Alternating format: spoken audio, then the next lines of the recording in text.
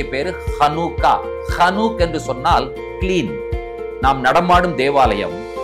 இந்த தேவாலயம் பிசாசினுடைய கைகளிலே போன பொழுது நடமாடும் தேவாலயமாகிய நம்மை ஆண்டவர் கைப்பற்றி நம்மில் காணப்பட்ட அசூசிகளை எல்லாம் ஆண்டவர் ஹனூக் துடைத்து நம்மை பரிசுத்தமான தேவனுடைய ஆலயமாக மாற்றி இருக்கிறார்.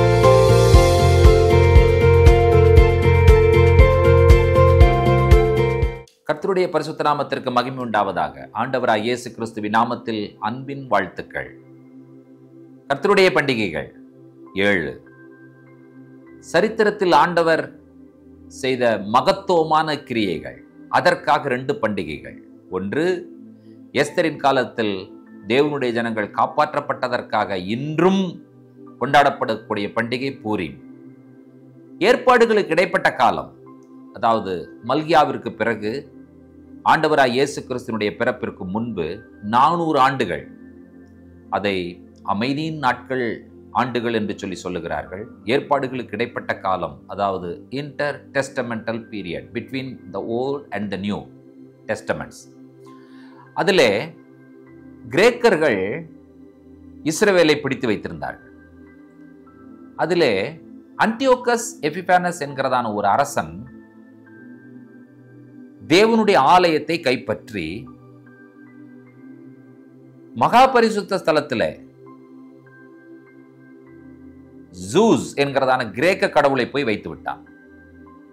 அங்க மெனோரா இல்லை, சமூக தப்பம் இல்லை, தூபபீடம் இல்லை, வெண்கல தொட்டி இல்லை, பலிபீடம் இருந்தது. அந்த பலிபீடத்திலே பன்றியை பலி செலுத்திக் கொண்டிருந்தார்கள். யூதர்களுக்கு எவ்வளோ பெரிய மன உளைச்சல், எவ்வளோ கோபம் இருந்திருக்கும். அதிலே மெக்கபி என்று அழைக்கப்படுகிற ஒரு யூத குழு, அவர்கள் தங்களை மெக்கபி என்று அழைத்தார்கள். மெக்கபி என்று சொன்னால் ஹேமர், சுத்தியல். மெக்கபி என்பது மீ கமோகா பா அலீம் அடோனாய் என்ற சொற்றொடரின் முதல் எழுத்துக்களை எடுத்து ஒன்று சேர்த்து போடுவதுதான் மெக்கபி. அவர்களை தமிழிலே மக்கபேயர்கள் என்று சொல்லி அழைக்கிறோம். கத்தோலிக்க வேதாகமத்திலே மக்கபேயர்களுடைய ஆகமம் இருப்பதை நீங்கள் வாசிக்கிறீர்கள். இந்த மக்கபேயர்கள் என்று அழைக்கப்படுகிற மெக்கபி, மெக்கபி என்று சொன்னால் அதனுடைய பொருள் என்னவென்று சொன்னால் மீ கமோகா பா அலீம் அடோனாய், உம்மை போல ஒரு தேவன் யார் உண்டு என்பதுதான். யெகோவாவை போல ஒரு தேவன் ஒருவரும் இல்லை என்பதை இவர்கள் வாயினால் அறிக்கை செய்து அதையே தங்களுடைய பெயராக மாற்றிக்கொண்டு இவர்கள் என்ன செய்தார்கள் என்று சொன்னால், அன்டியோகஸ் எபிபானஸிற்கு எதிராக போரிடுகிறார்கள். இவர்கள் சிறிய ஒரு குழுவாக இருந்து போரிட்டாலும் கர்த்தர் அவர்களுக்கு அந்த போரிலே வெற்றியை தருகிறார். வெற்றியை தந்து என்ன செய்கிறார் என்று சொன்னால், அவர்கள் பலிபீடத்தை திரும்பவும் கைப்பற்றுகிறார்கள், தேவனுடைய ஆலயத்தை கைப்பற்றுகிறார்கள். தேவனுடைய ஆலயம் கைப்பற்றப்பட்ட உடனே இவர்கள் என்ன செய்கிறார்கள் என்று சொன்னால், அங்கிருக்கிற மெனோராவிலே ஒளியேற்ற வேண்டும் என்று சொல்லி எண்ணெயை தேடுகிறார்கள். எண்ணெய் எப்பொழுதுமே ஆசாரியனால் பரிந்துரைக்கப்பட்ட சர்டிஃபைடு ஆயில், ஆலிவ் ஆயில், அதைத்தான் ஊற்ற வேண்டும். இப்ப அதற்கு எங்கே போவது? அந்த டெப்ரிஸ்குள்ள தேடி பார்க்கும் பொழுது பார்த்தீங்கன்னு சொன்னா ஒரே ஒரு குப்பி ஆசாரியனால் பரிந்துரைக்கப்பட்ட ஒரு குப்பி எண்ணெய் இருக்கிறது. அதை எடுத்து ஊற்றி மெனோராவை எரிய வைத்தால் ஒரு நாள் தான் எரியும்.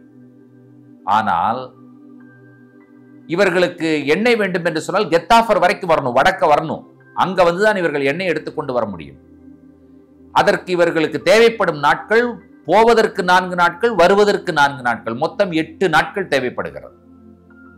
இவர்கள் என்ன செய்கிறார்கள் என்று சொன்னால், ஒரு நாள் மட்டுமே எரியக்கூடிய எண்ணெய் விசுவாசத்தில் ஊற்றி எரிய வைத்து விட்டார்கள்.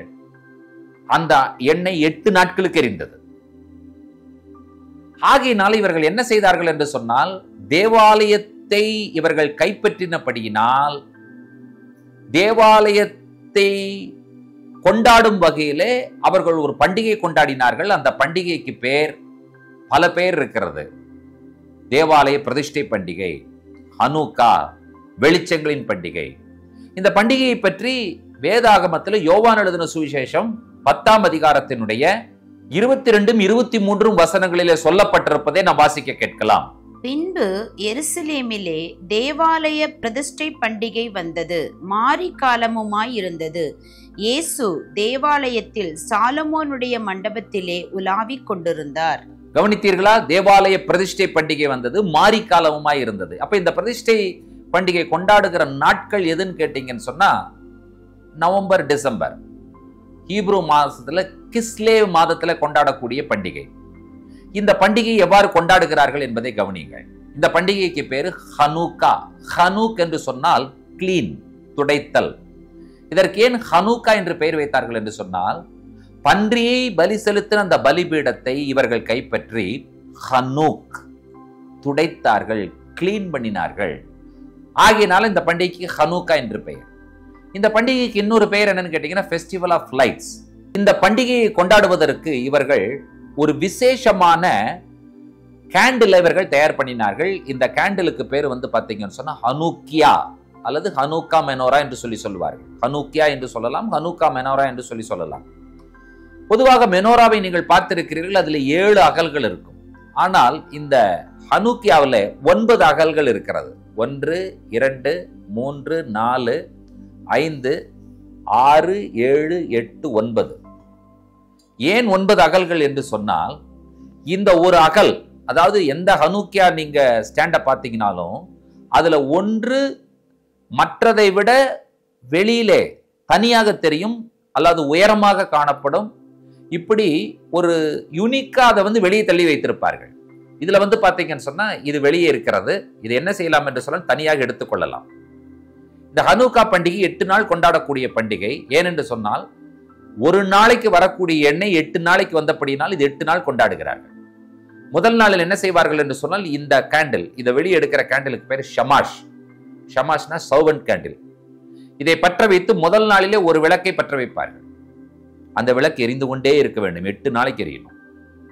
இதற்கான ஆசீர்வாதத்தை சொல்லுவார்கள். 2ஆம் நாள் இன்னொரு விளக்கை பற்ற வைப்பார்கள். அந்த விளக்கு திரும்ப 7 நாள் எரியணும். திரும்ப 3ஆம் நாள் ஒரு விளக்கு, 4ஆம் நாள் ஒரு விளக்கு, இப்படி 8 நாளைக்கு 8 விளக்கை பற்ற வைப்பார்கள். ஒவ்வொரு நாளைக்கு ஒரு விளக்கு தான் பற்ற வைக்கணும். அப்போ அந்த 8 நாட்களும் இவர்கள் என்ன சொல்லுகிறார்கள் என்று சொன்னால், தேவன் எங்களுடைய வாழ்க்கையிலே வெற்றியை கொடுத்தார். ஹனூக்கா பலிபீடம் சுத்தம் செய்யப்பட்டது. இந்த விளக்கு அவர்களுக்கு என்னத்தை குறிக்கிறது என்று சொன்னால், ஃபெஸ்டிவல் ஆஃப் லைட்ஸ், வெளிச்சங்களின் பண்டிகை என்று சொல்லி அவர்கள் கொண்டாடுகிறதை நீங்கள் வாசிக்கிறீர்கள். தேவாலய பிரதிஷ்டை பண்டிகை. தேவாலயத்தை கைப்பற்றினார்கள் மக்கபேயர்கள். திரும்பவுமாக தேவாலயத்தை பிரதிஷ்டை செய்தார்கள். உள்ளே இருந்த விக்கிரகங்களை எல்லாம் அவர்கள் வெளியே தள்ளினார்கள். பண்டிகையை மகிழ்ச்சியோடு கொண்டாடினார்கள். இன்றைக்கும் ஹனூக்கா என்கிறதான பண்டிகை வெகு விமரிசையாக கொண்டாடப்படுகிறது. இஸ்ரேல் நாட்டினுடைய தற்போதைய பிரதமர் பெஞ்சமின் நெத்தன்யாகு, அவர் ராணுவ வீரர்களோடு ஐடிஎஃபோடு கூட இணைந்து வெஸ்டர்ன் வெயிலிங் வாலுக்கு முன்பாக ஒரு பெரிய மெனோரா ஹனூக்கியா ஸ்டாண்டை அவர் ஏற்றுகிற அந்த காட்சியை நீங்கள் இந்த படத்திலே பார்க்கிறீர்கள். எல்லோரும் இணைந்து ஹனூக்காவை இன்றும் கொண்டாடி கொண்டிருக்கிறார்கள். நம்முடைய ஆண்டவராய் இயேசு கிறிஸ்து யார் என்று சொன்னார், உலகத்தின் ஒளி. எந்த விளக்கு அணைந்து போயிருக்கிறதோ அந்த விளக்கை ஏற்றுவதற்காக இந்த பூலோகத்தில் வந்தவர் நம்முடைய ஆண்டவராய் இயேசு கிறிஸ்து. நாம் நடமாடும் தேவாலயம். இந்த தேவாலயம் பிசாசினுடைய கைகளிலே போன பொழுது அது விக்கிரகாராதனையினுடைய ஆலயமாக மாறினது. ஆண்டவராய் இயேசு கிறிஸ்து சாத்தானோடு போராடி நடமாடும் தேவாலயமாகிய நம்மை ஆண்டவர் கைப்பற்றி நம்மில் காணப்பட்ட அசூசிகளை எல்லாம் ஆண்டவர் ஹனூக் துடைத்து நம்மை பரிசுத்தமான தேவனுடைய ஆலயமாக மாற்றியிருக்கிறார் என்கிற சந்தோஷமான செய்தியை இந்த ஹனூக்கா என்கிறதான பண்டிகையின் மூலமாக நாங்கள் உங்களுக்கு சொல்லிக்கொள்ள விரும்புகிறோம். அணைந்து போயிருந்த நம்முடைய வாழ்க்கையில ஒளியேற்றினவர் ஆண்டவராய் இயேசு கிறிஸ்து. அவர் தன்னுடைய மலை பிரசங்கத்தில் சொல்லும் பொழுது சொன்னார், உங்கள் வெளிச்சம் மனிதர்கள் மத்தியிலே பிரகாசிக்க கடவுது. நான் உலகத்திற்கு ஒளியாயிருக்கிறேன், நீங்கள் உலகத்திற்கு வெளிச்சமாயிருக்கிறீர்கள் என்று சொன்னார். ஒளியாகி ஆண்டவராய் இயேசு கிறிஸ்து நம்முடைய வாழ்க்கையில வரும் பொழுது நாம் ஒவ்வொருவரும் மலையின் மேல் இருக்கிற பட்டணத்தை போல, குன்றின் மேல் இருக்கிற விளக்கை போல, பூமிக்கு உப்பாக, உலகத்திற்கு ஒளியாக, சமுதாயங்களுக்கு ஆசீர்வாதமாக கர்த்தர் நம்மை மாற்றுவார். வாருங்கள், ஆண்டவராய் இயேசு கிறிஸ்துவை நம்முடைய வாழ்க்கையின் அங்கமாக மாற்றிக்கொள்ள ஆண்டவர் நமக்கு உதவி செய்வாராக. ஜெபிப்போம். இரக்கத்தில் ஐஸ்வர்யம் உள்ள எங்கள் அன்பின் ஆண்டவரே, இந்த ஆசீர்வதிக்கப்பட்ட அற்புதமான காலை பொழுதிலே ஹனூக்கா என்கிறதான பண்டிகையை நாங்கள் சுருக்கமாக தியானிக்க உதவி செய்தீர். எங்களை கைப்பற்றி சாத்தானுடைய பிடியிலிருந்து எங்களை விடுதலையாக்கி எங்களை சுத்திகரித்து உமக்கேற்ற பரிசுத்த ஆலயமாக மாற்றி சுடர்விடும் தீபங்களாக, ஒளிவிடும் தீபங்களாக நீர் எங்களை மாற்றினீரே. அதற்காக நாங்கள் நன்றி சொல்லுகிறோம். இந்த வேளையில யாராவது பிசாசினுடைய பிடியில சிக்கி தவித்துக் கொண்டிருந்தாலும் தேவரீர் ஆண்டவரே, நீர் இறங்கி ஆண்டவர் உம்முடைய பிள்ளைகளை விடுதலையாக்கி அவர்களும் ஆண்டவரே மலையின் மேல் இருக்கிற பட்டணத்தை போல, குன்றின் மேல் இருக்கிற விளக்கை போல பூமிக்கு ஒளியாகவும் ஆண்டவரே சமுதாயங்களுக்கு கர்த்தாவே உப்பாகவும் உடைய பிள்ளைகளை மாற்ற வேண்டும் என்று சொல்லி ஒப்புக் கொடுத்து ஜெபிக்கிறோம். ஜெபத்தில் இணைந்திருக்கிற எல்லா தேவ பிள்ளைகள் மேலும் தேவனுடைய கிருபையும் இரக்கமும் அனுகிரகமும் ஆசீர்வாதமும் தலைமுறை தலைமுறையாய் வந்து இறங்கட்டும் என்று சொல்லி ஜெபிக்கிறோம். துதி கன மகிமை உமக்கே ஏறெடுக்கிறோம். இயேசு கிறிஸ்துவின் வல்லமுள்ள நாமத்தில் வேண்டுகிறோம் பிதாவே, ஆமேன். நம்முடைய கர்த்தராகிய இயேசு கிறிஸ்துவின் கிருபையும் பிதாவாகி தேவனுடைய அன்பும் பரிசுத்த தேவாவியானவருடைய அந்யோன்ய ஐக்கியமும் சிநேகமும் நம்மளோடும் கூட கர்த்தருடைய வருகை பரியந்தம் நீடித்து நிலைத்திருப்பதாக. ஆமேன், ஆமேன். தேவ கிருபையும் சமாதானமும் பெருகுவதாக. ஷலோம். எத்தனை பேர் இந்த வெற்றி ஒரு பண்டிகையாக கொண்டாடப்பட வேண்டும் என்பதை நீங்கள் நினைக்கிறீர்கள்?